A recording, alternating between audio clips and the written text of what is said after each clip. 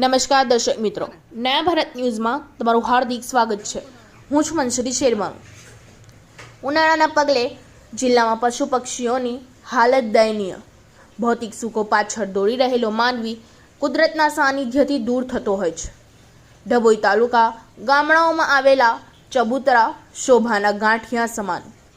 ડભોઈ સહિત તાલુકાના અનેક ગામડાઓમાં આવેલા ચબૂતરાઓની યોગ્ય કાળજી રાખવામાં ન આવતા ઉનાળાની કાળઝાળ ગરમીમાં પક્ષીઓની પરિસ્થિતિ દયનીય બની જવા પામી છે। ત્યારે આ બાબતને ધ્યાનમાં લઈ આવા ચબૂતરામાં અનાજ પાણી મૂકવાની સુવિધા શરૂ કરાય તે જરૂરી છે।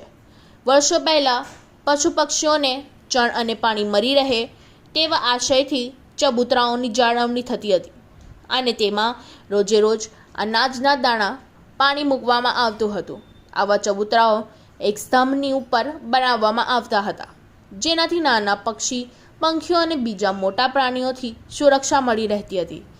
પણ હાલના માનવી કુદરતના સાનિધ્યથી દૂર અને ભૌતિક સુખ સુવિધાઓની દોડના કારણે આવા ચબૂતરાઓ વિસરાઈ રહ્યા છે। અગાઉના જમાનામાં સમયમાં લોકો કુદરતના સાનિધ્યથી રહેતા અને તેના કારણે ચબૂતરાઓનું ખૂબ મહત્ત્વ હતું।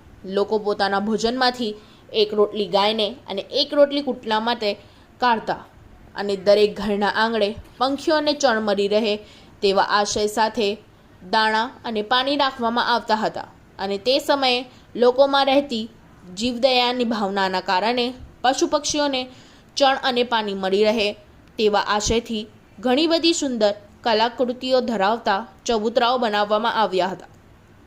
આ ચબૂતરાઓને દર વર્ષે રંગરોગાન કરી તેની સાફ સફાઈ કરવામાં આવતી હતી। ડભોઈ તાલુકામાં અનેક જગ્યાએ ચબૂતરાઓ અડીખમ ઊભા રહ્યા છે, પરંતુ જેમાં ચણ અને પાણી મૂકવા માટે કોઈની પાસે સમય નથી।